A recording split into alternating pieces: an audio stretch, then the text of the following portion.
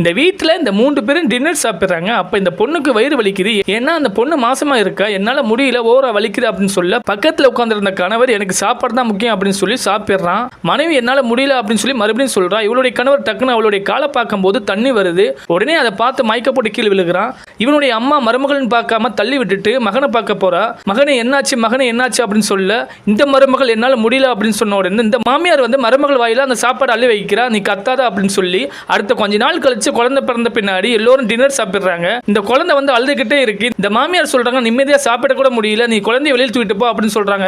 இவளுடைய கணவர் எதுவும் சொல்லாம அமைதியா உட்கார்ந்து இருக்கான். பக்கத்துல உட்கார்ந்து இருந்தா இந்த பெண்ணுடைய தங்கச்சி நீ வெளியில போய் நில்லு அப்படின்னு சொல்ல இந்த பெண் சாப்பிடாம கொள்ளாம வெளியே போய் நிக்கிறா. கொஞ்ச நேரம் கழிச்சு குழந்தை தூங்கின பின்னாடி இந்த பெண் உள்ள வர்றா. அங்க பார்த்த பின்னாடி அங்க இருந்த சாப்பாடு ஃபுல்லா காலி ஆயிருச்சு. இவ கேட்கிறா நான் சாப்பிடாம கொள்ளாம தானே வெளியில போனேன், இப்ப எங்க சாப்பாடு அப்படின்னு கேட்ட பின்னாடி இவளுடைய கணவர் சொல்றாங்க கொஞ்ச நேரம் வெயிட் பண்ணு அப்படின்னு சொல்லி இவளுடைய ஹேண்ட் பேக்கை எடுத்து கொடுக்குறா. நீ வெளியில போய் சாப்பிடு அப்படின்னு சொல்லி